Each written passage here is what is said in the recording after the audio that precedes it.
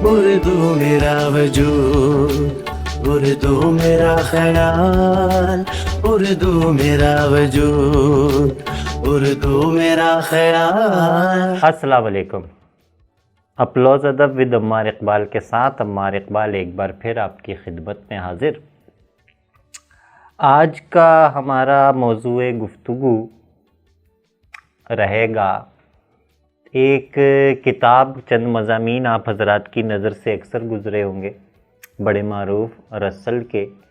جن کا عنوان ہے why am I not a Christian. اسی مناسبت سے آج اس موضوع کا نام ہم رکھیں گے why am I not an atheist, میں ملحد کیوں نہیں۔ آغاز کرتے ہیں کہ شاعر مشرق کے فلسفہ حیات میں خدا بینی اور خود بینی لازم و ملزوم ہے، بلکہ خود بینی خدا بینی میں معاون ہے، اپنی ذات کو پہچانے بنا۔ خود بینی یا علم نفسیات میں تنظیر الذات سے مراد اپنی ذات کو حالت شعور یا بیداری میں خود سے سوا دیکھنے کے لیے جا سکتے ہیں، یعنی ذات سے بہتر یہاں پر لفظ رہے گا اپنے مرکز آگہی اور ادراک کو اپنے طبی وجود سے اوپر کسی مقام پر محسوس کرنا۔ عالم خواب میں بھی تقریباً یوں ہی ہوتا ہے کہ ہم اپنا آپ اپنے زمان و مکان کی قید سے آزاد ہو کر اپنے طبی وجود سے باہر کہیں محسوس کرتے ہیں۔ یہاں مکان سے زیادہ دلچسپی مجھ کو زمان میں ہے، اور اس دلچسپی کا باعث عالم خواب کا زمانہ ہے، جس کا تسلسل ہمارے لیے بے حد حیرت انگیز ہے۔ شاید ہی کوئی اس بات سے اختلاف کر سکتا ہے کہ اس نے اپنی تمام عمر کے کسی بھی حصے میں کسی بھی ایک خواب میں اپنے آپ کو اپنی موجودہ حالت کے سوا کبھی دیکھا ہو، یعنی کہ بچپن کے کسی خواب میں اپنے آپ کو کسی نے بوڑھا دیکھا ہو، یا بڑھاپے کے کسی خواب میں اپنے آپ کو کسی نے جوان دیکھا ہو۔ اس بات کی سبھی گواہی دے سکتے ہیں کہ وہ ہمیشہ خواب میں، چاہے کوئی کتنا ہی ایبزرڈ خواب کیوں نہ ہو، لیکن اپنے آپ کو ہمیشہ موجودہ حالت میں ہی دیکھتے ہیں۔ اس تجزیے پر یہ مفروضہ قائم کرنا مذائقہ خیز نہ ہوگا کہ عالم خواب میں بھی زمانے کا ایک تسلسل عالم حقیقت کی طرح موجود ہے، یعنی کہ جیسے جیسے ہماری عمر یہاں پر بڑھتی ہے ویسے ویسے اس ایک عالم میں بھی شاید ہماری عمر اسی طرح بڑھتی ہے، مگر اس زمانے کی چال اور رفتار اس زمانے سے قدرے مختلف ہیں کہ وہاں کبھی چند منٹوں میں کئی روز گزر جاتے ہیں اور کبھی گھنٹوں کا عرصہ حقیقت میں چند منٹ کا ہوتا ہے، یعنی وقت کی بھی دو پرتیں ایک دوسرے کے اوپر چلتی محسوس کی جا سکتی ہیں۔ ایسی صورت میں حقیقت و ماورائے حقیقت کی کھوج فقط شعوری و فکری نہیں رہ جاتی۔ تمام ہی ماہرین نفسیات کا اس بات پر اتفاق بھی ہے کہ خواب میں جو کچھ ہمیں نظر آتا ہے وہ اصلاً ہماری اپنی ذات ہی ہوتی ہے، اور اکثر ہمارا جسم ہم آنے والے خطرات یا آنے والی بیماریوں سے ہمیں اس کے ذریعے آگہی، ہمیں اس کے ذریعے بتا رہا ہوتا ہے، وارننگ دے رہا ہوتا ہے۔ یہی وجہ ہے کہ مشرق و مغرب میں خوابوں کی تعبیر کے متعلق ملنے والی روایات اور ان کی علامات میں بے حد مماثلت پائی جاتی ہے۔ جیسے عام طور پہ سانپ کو دشمن کی علامت کہا جاتا ہے، اور چاہے وہ مشرق ہو چاہے مغرب ہو، القصہ مختصر کہ لاشعوری طور پر، یعنی کہ خواب میں خود کو اپنے وجود سے سوا پانے کا تجربہ ہر ذی شعور یہاں تک کہ جانور کے پاس بھی ہے۔ البتہ کانشیسلی، شعوری طور پر ایسا کرنے کی سکت اور ایسا کرنے کی قوت صرف اور صرف انسان کے بس میں ہے، چونکہ ایسا کرنے والا حالت بیداری میں ہوتا ہے اور اس وقت خود خوب سوچ سمجھ رہا ہوتا ہے، جب اسے اپنا وجود مختلف جگہ مختلف کام کرتا ہوا نظر آتا ہے تو اسے مرکز فہم کا جسم سے اخراج مانا جاتا ہے۔ جانے انجانے میں ہم ایسا کئی بار کرتے ہیں، اور شاید انجانے میں تو حیوان بھی اس عمل سے گزرتے دیکھے جا سکتے ہوں۔ اس مختصر سی تمہید کا مقصد قارئین کو علم و ادب کے ایک برے اور کمزور طالب علم، یعنی کہ ہم کہ اس فکری سفر سے آگاہ کرنا ہے جس کی ابتدا نہ تو میں نے قصدن کی، نہ ہی اس کے حاصل حصول پر مجھے کچھ دعویٰ ہے۔ البتہ مجھے اس سفر میں کن مشکلات کا سامنا ہوا اور کن کن چیزوں نے، کن کن حضرات نے، کن کن باتوں اور نظریوں نے میری معاونت کی، اس کے لیے جو کچھ بھی ہے وہ آپ کی خدمت میں آج کے اگلے 30-35 منٹ میں ہم پیش کریں گے۔ ان تفکرات سے جو کچھ بھی سامنے آیا وہ اس حصے میں آپ کے سامنے رکھا جائے گا۔ اس حصے کے بعد ضرورت محسوس ہوتی ہے کہ اس سے پہلے، یعنی اس رسل سے پہلے ہی ہم نے جو پچھلی بھی ایپیسوڈ کی اس میں بھی جس اسکیم کو فالو کیا وہ رسلی کی کتاب سے تھی۔ بہرحال ابتدا کرتے ہیں کہ میں ملحد کیوں نہیں کا سیدھا سوال، اس کا آسان ترین جواب تو فضل ربی ہے، مگر آسانی کی پیچیدگیوں نے ہمیشہ ہی صراط المستقیم کو چند اذعان پر واضح اور چند سے پوشیدہ رکھا ہے۔ چند سال قبل اسی سیدھے راستے سے گزرتے ہوئے ایک مہربان نے مجھ پر واضح کیا کہ دراصل انسان کا مذہب وہ ہوتا ہے جسے وہ بلوغت کے بعد اپنے مکمل شعور میں آنے کے بعد اپنے لیے پسند کرے، نہ کہ وہ جو اسے وراثت میں ملے۔ ہم میں سے اکثر سہولت یا خوف کے مارے اسی وراثت کو اپنے لیے پسند کرتے آئے ہیں، اور یہ روایت صدیوں کی ہے، انہی صدیوں کی جنہوں نے انسانی شعور کو انحراف کرنے کی جرأت عطا کی اور ایسے علوم کی بنیاد ڈالی جو حقیقت و تصورات کو قبول یا رد کرنے میں سہولت پیدا کریں۔ ابتدا میں میتھولوجیز یعنی اساطیر کی پیدائش اسی سہولت کا شاخسانہ معلوم ہوتی ہیں، جن کو بعد ازاں فلسفے نے رد کیا اور فلسفی منکر ٹھہرایا گیا، جس نے عقلی بنیادوں پر کسی تصور کا جواز کھوجنے کی صحیح کی۔ اس کوشش میں سرگرم عمل جری سورماؤں کی فہرست قدیم بھی ہے اور طویل بھی۔ اس میں نسبتاً نزدیکی نام وہی ہے جو ہم نے آپ کے سامنے پیش کیا، یعنی کہ رسل کا، جن کا ایک بکلیٹ جن کے مضامین میں عیسائی کیوں نہیں نے مجھے وہ جرأت عطا کی جس کی مدد سے میں اپنے تصور کے بت خانے میں پہلے سے موجود بتوں کو انہی کے تھامے ہتھوڑے سے پاش پاش کر پایا۔ آج بھی ہو جو براہیم کا ایما پیدا، آگ کر سکتی ہے انداز گلستان پیدا۔ حضرت نے ہی مغربی فلسفے کی تاریخ بیان کرتے ہوئے اپنی تصنیف کے دیباچے میں عرض کی کہ فلسفے کی کوئی ایک تعریف نہیں کی جا سکتی مگر معلوم دنیا سے نامعلوم دنیا کے بارے میں جاننا فلسفہ ہے،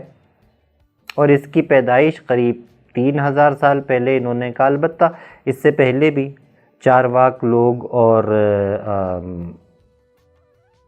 بابل میں، نینوا میں، مصری تہذیبوں میں ہمیں اس کے آثار ملتے ہیں۔ کیا وہ سخت کافر تھا جن نے پہلے میر مذہب عشق اختیار کیا؟ خیر، بے محل شیر کی طرح درج بالا تہذیبوں کا تذکرہ بھی بحث کہیں اور لے جانے کو ہے، سو بعد از تمہید وہیں یعنی اس تصنیف میں عیسائی کیوں نہیں سے اپنی گفتگو کو جوڑتے ہیں، جس میں دو باتیں واضح کی گئی ہیں۔ اول تو یہ کہ اتنا عظیم فلسفی خدا کے وجود سے کیوں منکر ہے، ان کو کن منطقی دلائل کی بنیاد پر رد کرتا ہے، اور دوسرا یہ کہ وہ عیسائی گھرانے کے میں پیدا ہونے کے باوجود بھی عیسائی کیوں نہیں ہے۔ محمدی ہونے کے ناطے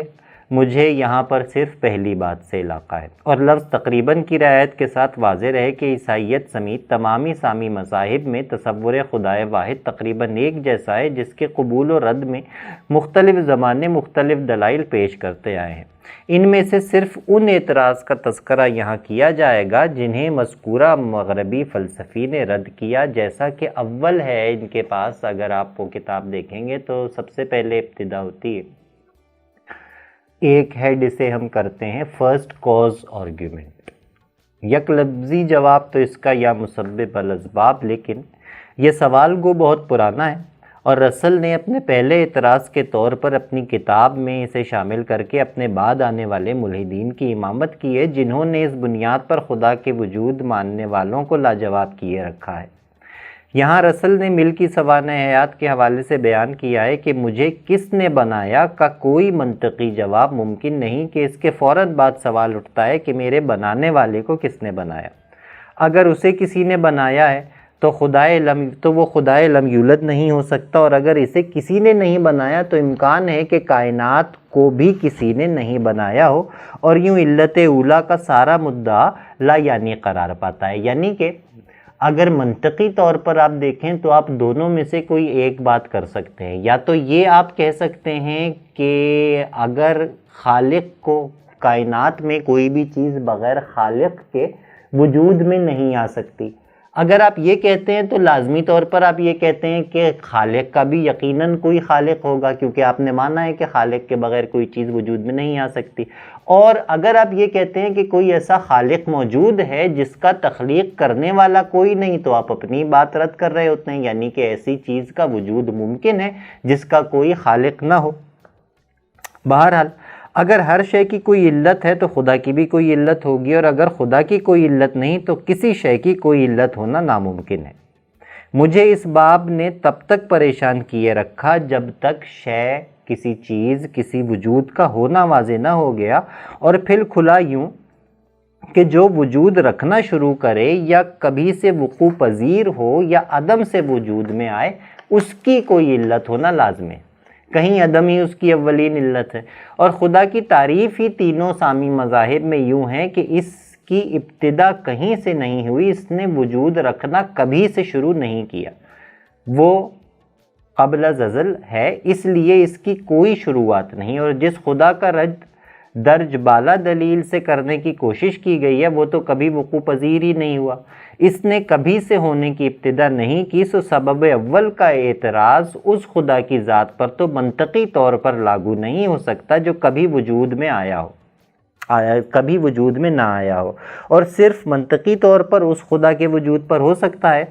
جس نے وجود میں آنا کبھی نہ کبھی سے شروع کیا ہو، مگر خدا کے اس تصور پر نہیں جو رسل کی رد کردہ عیسائیت یا دیگر سامی مذاہب میں یا ہمارے مذہب میں ہے۔ مزید یہ کہ کسی بھی مطابقت یا تواتر کی تکمیل اس کے رہتے ممکن نہیں،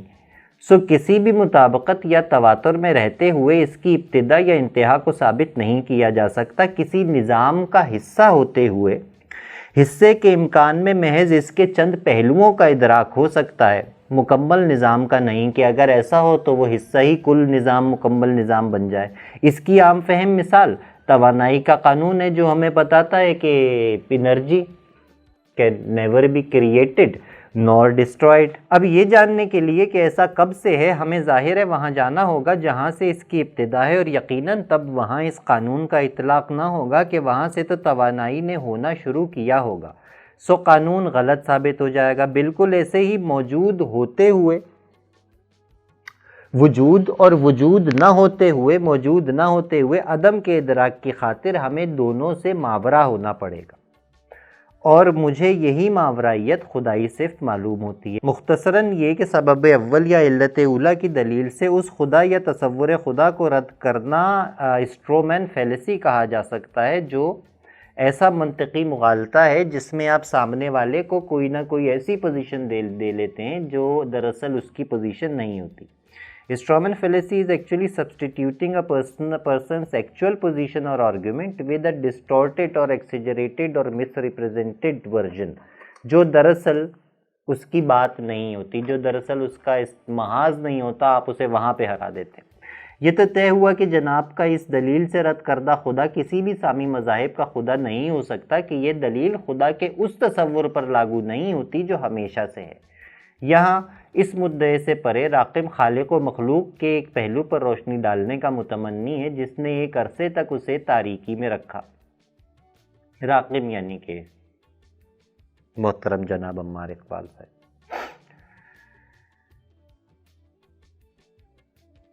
اور وہ پہلو ایسا ہے کہ بلکہ زمرے میں ایک لطیفہ مجھے یاد آتا ہے کہ ایک شاگرد نے اپنے استاد کو یہ کہہ کر مخمصے میں ڈال دیا کہ میری اور میرے والد صاحب کی عمر جو ہے، ان کی جو ایج ہے وہ ایک ہے، وی آر ایج فیلوز، میں اور میرے جو فادر ہیں وہ ایج فیلوز۔ پوچھا گیا کہ کیسے، تو عرض کی کہ چونکہ میں اپنے بہن بھائیوں میں سب سے پہلا ہوں اور وہ حضرت میری پیدائش کے بعد ہی میرے والد بنے، لہٰذا میری اور میرے والد کی عمر ایک ہی ہوئی۔ اب یہاں سنجیدہ سوال یہ آتا ہے کہ خالق مخلوق پیدا کر رہا ہے یا مخلوق خلق ہو کر اس کو خالق بنا رہی ہے جو پہلے خالق نہ تھا؟ مجھے معلوم ہوا کہ میں شاعر تب ہوا جب میں نے پہلا شعر کہا، اس سے پہلے میں چاہے کچھ بھی تھا شاعر نہیں تھا۔ سو میں نے شعر بنایا یا میرے شعر نے مجھے شاعر بنایا؟ خالق دونوں میں سے کون ہوا؟ اس سوال کو فی الحال تشنا چھوڑ کر ہم آگے بڑھتے ہیں اور رسل کے دوسرے آرگومنٹ یعنی کہ دا نیچرل لا آرگومنٹ کا جائزہ لیتے ہیں۔ اس کا بھی جواب جناب اعلیٰ ایک لفظ میں تو القادر ہے، لیکن جناب کے مطابق 18ویں صدی کا پسندیدہ ترین مدعا قانون فطرت رہا ہے، جسے اول وجود خدا کی منطقی دلیل بنا کے پیش کیا جاتا رہا ہے اور بعد ازاں اسے ناصحانہ ابہام میں ڈھانپ دیا گیا۔ دلیل کے طور پر جناب نے قانون تجاذب یعنی کہ لا آف گریویٹیشن کا حوالہ دیا ہے اور بیان کیا ہے کہ زمین اور دیگر سیاروں کے قانون کے تحت مقررہ مدار اور رفتار میں سورج کے گرد گھومنے کو حکم خداوند مان لینا محض سہولت پسندی ہے، اور مشاہدے نے ثابت کیا ہے کہ کائنات کا کوئی بھی قانون مطلق نہیں ہے، ایبسولوٹ نہیں ہے۔ مزید یہ کہ کسی قانون کے ہونے کو قانون بنانے والے کے ہونے کی دلیل بنانا غیر منطقی عمل ہے۔ راقم نے اس باب میں غور کیا تو کھلا کہ حضرت 100% درست ہوتے ہوئے بھی حق پر نہیں کہ زمینی قواعد اور قوانین فطرت میں مطلقیت کا نہ ہونا خدا کے رد سے زیادہ اس کے قادر مطلق ہونے کی دلیل ہے، کہ اگر معلوم کائنات کے کسی بھی نظام میں کچھ بھی ایسا نہیں جو مطلق ہو تو سوال یہ اٹھتا ہے کہ پھر بھلا مطلقیت کیا ہے، اور ایمان لانے والے سوال کا آسان جواب جانتے ہیں اور اسے خدا مانتے ہیں۔ جناب کی پہلی بات سے اتفاق ممکن ہے، قوانین فطرت محض شماریاتی اواسط ہیں، یعنی کہ ایوریجز ہیں۔ ان قوانین کا اٹل ہونا کسی قدرت کا واضح ثبوت ہے۔ اگر ان میں سے کوئی بھی قانون ایسا ہوتا جس کا تبدیل ہو جانا اس قانون کے امکان میں نہ ہوتا تو وہ قانون خدا کی قدرت پر سوال بنتا۔ خدا خود بھی اس قانون کا پابند ہے اور اسے توڑ نہیں سکتا، مگر جیسا کہ خود رسل نے بیان کیا کہ جدید مشاہدہ کئی قوانین کی مطلقیت کو غلط ثابت کر چکا ہے، اور یہی ثبوت ثابت کرتا ہے کہ ثبات صرف خدا کو حاصل ہے۔ اس کے سوا کچھ بھی مطلق نہیں ہو سکتا، اور اگر ایسا کچھ ہے تو ہم اس کو خدا یا کم از کم خدا سے جدا اور اپنے آپ میں مکمل مان لیتے ہیں۔ جناب نے حوالہ تو نیوٹن اور آئنسٹائن کا دیا، مگر عین اسی دلیل سے روایت موسیٰ کلیم اللہ اور فرعون کے قصے میں پہلے ہی ہمیں میسر ہے۔ موسیٰ نے فرعون کو دعوت دی تھی کہ وہ قوانین فطرت میں سے کسی ایک کو تبدیل کر کے دکھائے، یعنی سورج کو مشرق کی بجائے مغرب سے طلوع کر کے اپنے خدا ہونے کو ثابت کرے، یعنی کہنا یہی تھا کہ ایک قانون میں تبدیلی کر کے اپنے آپ کو قادر ثابت کرے۔ تب خدا ثابت ہونے کے لیے قانون فطرت میں تبدیلی پر قدرت ہونا شرط ٹھہرائی گئی تھی، اور یہ قدرت فرعون کے پاس نہ تھی، جبکہ مذکورہ کتاب ہی کے مذکورہ باب میں اس قدرت یعنی قانون فطرت میں تبدیلی کی قدرت کا ذکر موجود ہے۔ جیسا کسی قانون کے ہونے کو قانون ساز کے ہونے کی دلیل بنانا غیر منطقی ہے، ویسا ہی بنے بنائے قانون کو بدل دینے کی قدرت رکھنا خدا کے ہونے کی دلیل ہے، اور اس قدرت کا مشاہدہ عقل انسانی نے بارہا کیا ہے۔ تیسرا ہے جی the argument of perfect design. اس کا جواب بھی یک لفظی جواب اس کا ہے حضور والا احسن تقویم۔ راقم اس باب کی بیجا طوالت، اچھا یہاں پر یہ بیجا طوالت کی پیش کی معذرت چاہتا ہوں۔ ہر چند کے جناب نے اس باب میں بہت ہی مختصر بات کر کے اس یقین کو رد کیا ہے جو کہتا ہے کہ جہان اپنی بہترین ساخت میں حضرت انسان کے واسطے پیدا کیا گیا ہے، اور اگر اس میں کچھ بھی اس کے برعکس ہوتا جیسا کہ ہے تو یہاں بنی نوع انسان کا گزارا مشکل تھا۔ اس رد کی دلیل ڈارون کے نظریہ ارتقاء یعنی حیاتی اجسام کی اپنی بقا کے لیے ایڈیپٹیشن، ماحول سے کی مطابقت میں ڈھلنے کی صلاحیت اور موافقت کے اصول سے لی گئی ہے۔ موافقت کا آسان ترین بیانیہ یہ ہے کہ جہان زندگی کے مطابق نہیں بلکہ اس پر موجود زندگی نے جگہ جگہ خود کو اس کے مطابق ڈھالا ہے، اور اس ہی ڈھل جانے کی صلاحیت میں ہر زندگی کی بقا ہے، یعنی کہ اپنے ماحول کے مطابق اپنے آپ کو ایڈاپٹ کرتے چلے جاتے۔ المختصر جناب ثابت کرتے ہیں کہ جہان فانی جسے وہ اور سائنسز دونوں ہی فانی تسلیم کرتے ہیں اپنی بہترین ساخت میں ہرگز نہیں۔ پرفیکٹ ڈیزائن یعنی کہ ہمارا بھی ماننا بھی بے شک یہی ہے، کیونکہ احسن تقویم قرۂ ارض کو نہیں بلکہ اس کو کہا گیا ہے جس کے پاس موافقت کی بہترین صلاحیت ہے، اپنے آپ کو اس زمین، اس ماحول، اس ایٹماسفیئر کے مطابق ڈھالنے اور ڈھالتے رہنے کی بہترین صلاحیت ہے۔ یہ صلاحیت تمام تر جانداروں میں بنی نوع انسان کے پاس سب سے زیادہ ہونا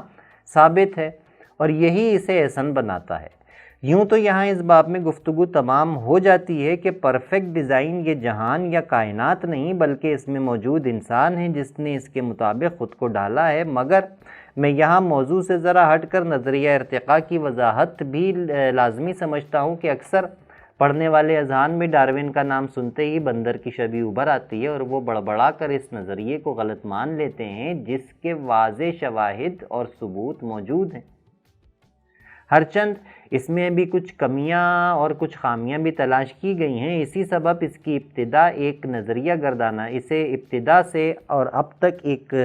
تھیوری ہی گردانا جاتا ہے، نہ کہ عقیدہ یہ اصول، مگر یہ بات بھی اس بات کی طرف اشارہ کرتی ہے جو قوانین کے حوالے سے ہم نے پہلے ہی عرض کی۔ یہاں چند چیزوں کی نشاندہی کئی گرہیں کھول سکتی ہے، جس میں پہلی یہ کہ اس جہان خراب میں حیات کا ارتقاء صرف جسمانی سطح پر نہیں ہوا۔ ہم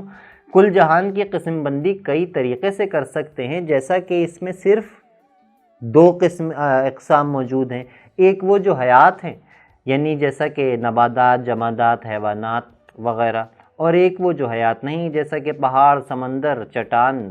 دریا وغیرہ۔ ویسے ہی ایک قسم بندی تجسیم و تجرید کی بھی ہے، یعنی ایبسٹریکٹ اور کانکریٹ کی،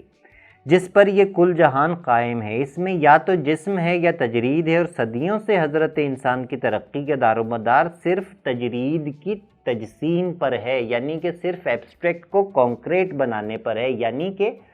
اپنی سوچ کو، اپنے تصور کو کانکریٹ بنانے پر ہے کہ آپ سوچیں کہ آپ اڑ سکتے ہیں اور آپ ہوائی جہاز بنا لیں، آپ سوچیں اپنے ذہن میں ایک عظیم بلڈنگ اور آپ اس بلڈنگ کو کانکریٹ کر لیں، اسے بنا لیں۔ بے شک یہ عقل ہی ہے جو انسان کو حیوان سے جدا کرتی ہے، اور بے شک آدم کے یعنی کہ آدمی کے جہان میں آنے کو جہان میں عقل و شعور کا آنا کہا جا سکتا ہے۔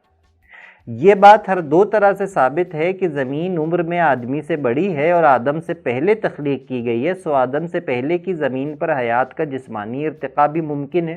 اور تجریدی ارتقاء بھی ممکن ہے۔ پھر کیا حرج کہ اگر جسم کو نظر انداز کرنے کے لیے تجریدی ارتقاء کی معراج کو دنیا میں آدم کا وجود پانا کہہ لیا جائے، کہ ارتقاء کی معراج کا احسن ہونا، کہ ارتقاء کی معراج سب سے عمدہ، سب سے احسن ہونا ہے، اور احسن ہونا انسان ہونا ہے، جیسے ویسے نابود ہو جانا جیسے اس سے پچھلی مخلوقات ہو گئیں، اور اب زمین صرف ان کے ڈھانچے اگلتی ہے جنہوں نے اپنے ارتقائی عمل کی معراج پائی۔ سائنسز کے مطابق ڈائناسورز اور ایسی کئی مخلوقات فنا ہو گئیں جن میں موافقت کی صلاحیت نہ رہی، جبکہ ناچیز اس حقیقت میں صرف ایک لفظ مزید کے اضافے کا متمنی ہے کہ فنا صرف وہ مخلوقات ہوئیں جو اپنے ارتقاء کی انتہا، اس کی معراج کو پہنچ گئیں، اور ان میں مزید تبدیل ہونے کی سکت یا گنجائش نہ رہی، اور ان کا پچھلا ارتقاء موافقت تو ڈارون ہی ثابت کر چکے ہیں۔ کس کو تکمیل کی خواہش ہے ادھورے پن میں، مجھ کو انجام کی بو آتی ہے پورے پن میں۔ The moral argument for diet، اس کا جواب بھی المقسط۔ حسب توقع یہاں جناب جرمن فلسفی کانٹ کی کتاب تنقید عقل محض، کریٹیک فار پیور ریزن کا حوالہ دیتے ہوئے وجود خدا کی اس عملی دلیل کو رد کرنے کے لیے جس کے مطابق انسانیت کی بنیاد کا مقصد کامل اچھائی کا حصول ہے، کانٹ کے مدعے کو ان کی بنیادی تربیت سے متاثر بتاتے ہیں، اور فقط سوال چھوڑ کر قاری کو مخمصے میں تنہا چھوڑ جاتے ہیں۔ سمم بونم کا لفظ سب سے پہلے یونانی کامل اچھائی کے لیے فلسفی مارکوس تولیوس کیکرو نے استعمال کیا تھا، اور کانٹ کے مطابق اس کا حصول آخرت پر ایمان کے بغیر غیر ممکن ہے، جس کے لیے کسی خدا کا تصور لازمی شرط ہے۔ اس دلیل کے رد کے لیے جناب نے اس سوال کو ذرا تبدیل کیا جو سقراط نے اٹھایا تھا کہ آیا نیک عمل، کوئی بھی اچھائی اس لیے اچھائی ہے کہ اسے خدا نے پسند کیا ہے، یا خدا نے اسے اس لیے پسند کیا ہے کہ وہ کوئی اچھائی ہے یا کوئی نیک عمل ہے؟ اس بنیادی سوال سے بہت زیادہ سوالات پھوٹتے ہیں اور ان میں سے ہر ایک کا جواب خدا کے وجود کی دلالت کرتا ہے۔ کاش کسی طور لفظوں میں یہ بات ثابت کی جا سکتی کہ متعدد سوال اور جواب واحد، یعنی کہ ہر سوال کا حقیقی جواب ایک ہی ہے، کہ پہلی صورت میں تو کسی بحث کی گنجائش ہی نہیں، جبکہ دوسری صورت واضح کرتی ہے کہ نیکی اور بدی کا خدا کے سوا اپنا علیحدہ کوئی وجود ہے، اور اس وجود نے اس دم تک مجھے پریشان کیے رکھا جب تک مجھ پر یہ واضح نہ کر دیا گیا کہ ایک لامحدود کی موجودگی میں، ایک انفائنائٹ کی موجودگی میں دوسرے کسی بھی محدود یا لامحدود وجود کا ہونا غیر ممکن، کہ دوسرا وجود یقیناً جہاں سے شروع ہوگا وہاں پہلا موجود نہیں ہوگا یا وہاں پہلا تمام ہو جائے گا۔ ایک لامحدود کی موجودگی میں دوسرا محدود یا دوسرا لامحدود جوازی نہیں ہوتا۔ یہ وسوسہ ہمارے اذہان میں تب پیدا ہوتا ہے جب ہم ادراک نہ ہوتے ہوئے خدا کے وجود کو ایک محدود ذات تصور کر لیتے ہیں جو اپنی مخلوق سے کسی شے کسی عمل کی متمنی ہے، جبکہ نہ ذات اس کے احاطے سے باہر جا سکتی ہے، نہ کوئی عمل اس کے باہر، نہ تجرید ممکن ہے، نہ تجسیم۔ ہم اگر خود پر واضح کر دیں کہ ہر صفت کی معراج، یعنی کہ ہر ایگجیکٹو، ہر خصوصیت کا جو سب سے میکسیمم لیول ہے، جو آپٹیمم ہے، ہر صفت کی معراج کے بعد وہ ذات ہے، تو اس سوال کا جواب ہمیں مل جاتا ہے، یعنی کہ ہر ایگجیکٹو کا موسٹ سپرلیٹو۔ یہاں نیکی کے برعکس اگر بدی پر غور کریں تو تصور کریں کہ ہم انسان ہونے کے ناطے زیادہ سے زیادہ بدی اور بڑے سے بڑا گناہ بھی کیا کر سکتے ہیں، تو ہم پر واضح ہو کہ ہمارے گناہ کی بھی ایک حد مقرر ہے۔ ہم ایک حد سے بڑھ کر ایک حد سے زیادہ گناہگار بھی نہیں ہو سکتے، جس سے بڑا گناہ کرنا ہمارے بس میں نہیں، اور نیکی کی بھی ایک حد ہے کہ جس سے زیادہ نیکی ہمارے بس میں نہیں۔ انسان رہتے ہوئے یہ دونوں حدیں پار نہیں کی جا سکتی۔ یہ دونوں حدود، دونوں لکیریں اس تصور کے اندر ہی ہیں جو خدائے مطلق کا تصور مسلمان ہونے کے ناطے ہمارے پاس ہے۔ نیٹشے کا سپرمین، اقبال کا مرد مومن، اوشو کا نیا آدمی، اور اسی طرح اعلیٰ ترین انسان کے تمام تر تصورات جس واحد تصور کے اندر آتے ہیں صرف وہی عبادت کے لائق ہے۔ ہر سمت تیری سمت ہے، ہر سو تیری طرف، رستے پہ کیا چلے کوئی، رستے پہ کیا ہٹے۔ پھر ہے جناب the argument of the remedying of injustice, کہ اگر خدا کا وجود ہے تو پھر دنیا میں ناانصافی کیوں ہے؟ ایک لفظی جواب اس کا العدل۔ گزشتہ سے پیوستہ اس باب میں جناب ایک بڑی عجیب مثال سے اپنی بات کی وضاحت کرتے ہیں کہ جہان خراب کی ناانصافیاں ہمارا عام مشاہدہ ہیں، اور اگر آپ پھلوں کی ایک پیٹی کو دیکھیں اور اس میں اوپر کے تمام پھلوں کو خراب پائیں تو یقیناً عقل رکھنے والا اس نتیجے پر پہنچے گا کہ باقی پھلوں کے خراب ہونے کا امکان بھی قوی ہے۔ یعنی اگر انسان نے زندگی کی ناانصافیاں دیکھنے والا منطقی طور پر بھلا یہ یقین کیسے کر سکتا ہے کہ دوسری زندگی میں کہیں ایسا نہ ہوگا؟ یعنی اس زندگی میں اگر ناانصافیاں ہیں تو یقیناً موت کے بعد کی زندگی میں بھی ہو سکتی ہیں۔ بھلا یہ یقین کیسے کیا جا سکتا ہے کہ دوسری زندگی میں ایسا نہ ہوگا؟ بلکہ یوں تو اسے خوف زیادہ ہونا چاہیے کہ اگر یہاں زیادہ تر ایسا دیکھنے میں آیا ہے تو وہاں بھی ایسا ہونے کے امکانات بہت زیادہ ہیں، نہ کہ انصاف ہونے کے۔ بحث کو عقلی رکھنے کے لیے جناب ہی کی دی ہوئی مثال سامنے رکھ کر سوال کرنا چاہیے کہ 6000 سالہ معلوم انسانی تہذیب نے خود کو عدل و انصاف کی طرف لانے کی کوشش کی ہے یا اس سے دور لے جانے کی کوشش کی ہے؟ اگر انسان تب سے اب تک بہتری کی جانب جانے میں کوشاں ہیں تو یہ پھلوں کی پیٹی وہ پیٹی ہے جس کے اوپر کے پھل بہت خراب ہیں اور نیچے کے اس سے کم خراب اور مزید نیچے کے اس سے کم خراب پائے گئے ہیں، تو مذکورہ بالا عقل رکھنے والا اس نتیجے پر پہنچ سکتا ہے کہ آخر کے پھل بالکل خراب نہ ہوں گے۔ سمم بونم، یعنی جو مخلوق اس جہاں میں عدل کی طرف رفتہ رفتہ بڑھتی رہے گی، اس کے اس جہاں میں کامل عدل حاصل کرنے کا امکان ناقابل تردید ہے، اور یہی آخرت کی دلیل ہے، جس سے پہلے یہی وجود خدا کی اسی کو وجود خدا کی دلیل کہا گیا ہے۔ اگلے 2 ابواب میں پیش کردہ اعتراضات کا تعلق حضرت عیسیٰ کے اس تصور سے ہے جو مسیحی مذہب نے باندھا، اور جناب نے یہاں سقراط اور بدھا کی شخصیت کا موازنہ یسوع مسیح سے کر کے ان دونوں کو افضل مانا ہے، مگر یہاں چند باتیں غور طلب ہیں، جس سے پہلے یہ یاد دہانی لازم ہے کہ قرآن نے آخری نبی سے پہلے 1,24,000 پیغمبروں کے دنیا میں بھیجے جانے کا تذکرہ کیا ہے، مگر ان میں سے ذکر صرف 25 کا کیا ہے، اور 25 سے مراد 7 ہے، مگر یہ علیحدہ بات ہے، اور غور طلب یہ امکان ہے کہ باقی پیغمبروں نے بھی کئی کے ساتھ ان امتوں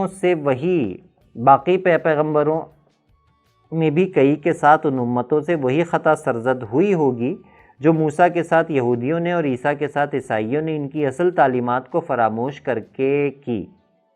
مجھ پر ایک مدعا یہ کھلا کہ ہم صدیوں سے جس سقراط کو جانتے ہیں وہ حقیقی سقراط ہے یا نہیں، یہ یقین سے نہیں کہا جا سکتا،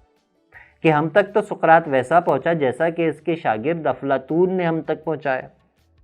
اور یہ بھی کہ افلاطون تک وہ سقراط ویسا پہنچا ہوگا جیسا کہ ذاتی طور پر اس نے سقراط کو پایا۔ اس قدر میں اس کے پیمانے میں آتی جائے گی جس قدر بھی جس پہ تہداری یہ پیمانہ کھلے۔ درج بالا قضیے کو بس اس بات پر تمام کرتے ہیں کہ معلوم تاریخ میں محمد عربی صلی اللہ علیہ وسلم سے پہلے لوگوں کو حق پرستی، توحید اور آخرت کا درس دینے والے پیغمبر ہونے کا امکان بہرحال موجود ہے، اور یہ بنیادی باتیں ہمیں عیسیٰ سے 600 سال پہلے بدھا اور اس سے پہلے سقراط کی تعلیمات میں بلا شبہ نظر آتی ہیں۔ اسی باب میں آگے جا کر جناب نے جہنم کا ذکر کرتے ہوئے لکھا کہ یسوع مسیح نے اپنی بات نہ ماننے والوں کو آگ سے ڈرایا، جبکہ سقراط نے ایسا نہیں کیا، بلکہ اپنے مخالفین کو ہمیشہ عقلی دلائل سے قائل کرنے کی کوشش کی، اور محض تابعداری نہ کرنے پر، بات نہ ماننے پر کسی کو آگ میں جھونک دینے کی بات نہیں کی، اور کہا کہ یہ ظلم کے زمرے میں آتا ہے۔ ست شکر کے جناب کے برعکس مجھ کو سب سے پہلے جو بات اس کے مذہب نے سکھائی وہ یہ تھی کہ جہنم کا خالق وہ خطائیں اپنی منشا سے معاف کرے گا، اور اس کے بندے کے درمیان جو اس کے اور اس کے بندے کے درمیان ہے، اور ان خطاؤں کی سزا معاف نہیں کرے گا جن سے اس کی مخلوق کو کسی قسم کا نقصان پہنچا، اور فیصلے کے دن ان مظالم کی معافی مظلوم کی منشا پر ہوگی کہ اگر مظلوم اپنے ظالم کو درگزر کر دے گا تو خدا بھی کر دے گا، اور اگر نہیں کرے گا تو ان مظالم کی سزا معاف نہیں کی جائے گی۔ اب اگر راقم اپنے کسی ظالم کو معاف کر دے جس سے اس ظالم کے علاوہ اور بھی اس ظلم کے علاوہ اور بھی گناہ سرزد ہوئے ہوں، تو اس کی معافی کے بعد خدا اس بندے کو صرف ان گناہوں کی پاداش پہ جہنم واصل کرے، اور اس کے اور گناہگار کے درمیان ہے، تو کیا راقم خدا سے بڑھ کر مہربان نہیں ہو جائے گا؟ تھوڑا سانس لے کے اس بات کو مزید ایک اور بار میں ریپیٹ کرتا ہوں، یہ اہم بات کہ مثال کے طور پر میں اگر مجھ پر کسی نے ظلم کیا ہے، میں اس کا وہ ظلم معاف کر دوں، درگزر کر دوں قیامت والے دن، کہ اس بندے کو اس ظلم کی سزا نہ ملے، میں اسے معاف کر دوں، پھر بھی وہ شخص جہنم میں چلا جائے اپنے ان گناہوں کی بنیاد پر جو اس نے مجھ سے نہیں بلکہ اپنے خالق سے کیے ہیں، تو اس طرح تو ایسا معلوم ہوگا کہ میں زیادہ رحیم ہو گیا، جو ممکن نہیں۔ اب اگر راقم اپنے کسی ظالم کو معاف کر دے جس سے اس ظلم کے علاوہ اور بھی گناہ سرزد ہوئے ہوں، اور اس کی معافی کے بعد خدا اس بندے کو صرف ان گناہوں کی پاداش پہ جہنم واصل کرے جو اس کے اور گناہگار کے درمیان ہے، تو کیا راقم خدا سے بڑھ کر مہربان نہ ہو جائے گا کہ اس نے اسے درگزر کیا؟ یہ پہلے ہی عرض ہو چکی ہے کہ صفت کی معراج، یعنی ہر صفت کی معراج کو ہم خدا مانتے ہیں، مہربان ہونے کی حد کو ہم خدا مانتے ہیں۔ ہر صفت کی معراج ذات خداوندی ہے، سو رحم بھی مخلوق خالق سے زیادہ نہیں کر سکتی، یوں ان تمام ظالموں کے آگ سے محفوظ رہنے کا امکان زیادہ قوی ہے جن کے مظالم حکم خدا سے مظلوموں نے معاف کر دیے۔ سو اگر سقراط زہر دینے والوں کو درگزر کر دے گا تو عین ممکن ہے خدا بھی انہیں معاف کر دے گا، اور اگر ایسا نہ ہوگا اور سقراط کے درگزر کرنے کے باوجود خدا ان ظالموں کو معاف نہ کرے تو بظاہر سقراط کا وہ کردار جس کی خبر ہمیں افلاطون سے ملی تھی رحمان سے بڑھ کر رحیم معلوم ہوگا۔ جناب کا اس باب میں کہنا تھا کہ جہنم کا تصور ہی ظالمانہ ہے، سو مذکورہ بالا مثال کو پلٹ لیں، یعنی فرض کریں کہ سقراط کو اپنے زہر دینے والوں کو معاف نہیں کرنا چاہیے یا وہ ایسا نہیں کرنا چاہتا اور خدا اس کے باوجود ان ظالموں کو سزا نہیں دیتا تو کیا یہ مظلوم کے ساتھ ظلم نہ ہوگا؟ سو طے یہ ہوا کہ اصل ظلم جہنم کے تصور کا نہ ہونا ہے۔ دا مورل پرابلم، جناب کا اس آخری یا سیکنڈ لاسٹ باب میں جناب اس باب میں واضح کر دینا چاہتے ہیں کہ مذہب کا سیدھا تعلق کسی بھی مباحثے سے زیادہ جذباتیت سے ہے۔ افراد کے اذہان میں یہ بات بٹھا دی گئی ہے کہ مذہب کے خلاف بات کرنا شرانگیزی ہے کیونکہ مذہب انسان کو نیک بناتا ہے، جبکہ حقیقت اس کے برعکس ہے۔ یہاں پر سیمیول بٹلر کے ایک معروف فکشن کا ذکر کیا جاتا ہے جس میں کسی اجنبی زمین پر کچھ روز گزارنے کے بعد ایک کردار غبارے کی مدد لے کر وہاں سے چلا جاتا ہے اور جب 20 سال بعد وہاں واپس آتا ہے دیکھتا ہے کہ اب لوگ اس کو سورج کا بیٹا مان کر اس کی پوجا کر رہے ہیں اور اس کے مذہب کے پادری اسے اپنی حقیقت لوگوں پر کھولنے سے یہ کہہ کر روک دیتے ہیں کہ اس بستی کی مکمل اخلاقی اقدار اسی اعتماد پر قائم کی گئی ہیں کہ آپ سورج کے بیٹے ہیں، اور اگر اب آپ نے یہ راز فاش کر دیا تو شرنگیزی کا خطرہ ہے، سو وہ کردار وہاں سے چلا جاتا ہے۔ اس فکشن کے حوالے کے بعد اس سے بھی زیادہ معروف بلکہ معروف ترین فکشن جناب بیان کرتے ہیں کہ دنیا میں سب سے زیادہ شرنگیزی، سب سے زیادہ خون خرابہ مذہب پھیلاتا ہے۔ گرجا گھروں نے نہ جانے کتنی ہی عورتوں کو جادوگرنیاں کہہ کر، مساجد نے نہ جانے کتنے ہی انسانوں کو گستاخ کہہ کر قتل کر دیا ہے، اور یہ بات دیگر منکرین سے ہم سب ہی مستقل سنتے آ رہے ہیں، مگر راقم یہاں کسی مباحثے کے بغیر صرف کچھ اعداد یاد دلانا چاہتا ہے۔ یورپ میں شروع ہونے والی پہلی جنگ عظیم جس کی بنیاد کوئی مذہب نہیں تھا، فوجی ہلاکتیں 55 لاکھ، فوجی زخمی 12 لاکھ، فوجی گمشدگیاں، فوجی ہلاکتیں 40 لاکھ، فوجی زخمی 83 لاکھ۔ بلکہ یہ میں اپنی ٹیم سے کہوں گا کہ یہ اسٹیٹس ذرا میرے پیچھے دکھاتے بھی جائیں۔ دوسری جنگ عظیم میں مرنے والوں کی تعداد، فوجی ہلاکتیں 17 لاکھ، شہری ہلاکتیں 33 کروڑ۔ پچھلے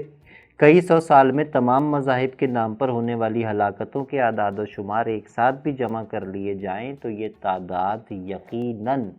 اس تعداد کے مقابلے میں کچھ نہ ہوگی جو دنیا میں مادی اقدار اور قوم پرستی کی خاطر ہونے والے فسادات کی خونریزی سے سامنے آئے۔ Fear is the foundation of religion, آخری بات، اور اس کا بھی یک لفظی جواب الحی القیوم۔ آخر سے پہلے والے اس باب سے قبل جناب نے گرجا گھروں کے حوالے سے چند باتیں کی جن سے راقم کا کوئی علاقہ نہیں، مگر اس باب میں واضح کیا گیا ہے کہ مذہب کا سیدھا تعلق خوف سے ہے۔ مجھ کو یہاں یہ راز پانے میں کچھ خاص دقت نہیں ہوئی کہ دراصل زندگی کے ہر ایک عمل کا بنیادی محرک یہی ایک جذبہ ہے جسے خوف کہتے ہیں۔ حیات خواہ وہ کوئی بھی ہو، اپنے ہونے کا ادراک ہوتے ہی پہلی کوشش بنے رہنے کی کرتی ہے اور فنا ہو جانے کے خوف میں مبتلا ہو جاتی ہے، پھر اس کا ہر ایک عمل اسی بنیادی خوف کا سبب ہوتا ہے اور باقی ہر قسم کا ڈر جس کا ذکر جناب نے کیا اسی خوف سے پھوٹتا ہے۔ مذکورہ کتابچے کے اختتام ہمیں کیا کرنا چاہیے پر ہوتا ہے، یعنی جو رسل کا کتابچہ ہے why am I not Christian کا، اور راقم بس اتنا جانتا ہے کہ اسے صرف اور صرف شکریہ ادا کرنا چاہیے، بشمول برٹرینڈ رسل کا، اس کتابچے کے لکھنے والے کا، ہر اس لفظ ذریعے شخص شے لاشے کا جس نے اسے فکر کرنے پر آمادہ کیا۔ And that's all your Urdu میرا وجود، اردو میرا خیال، اردو میرا وجود.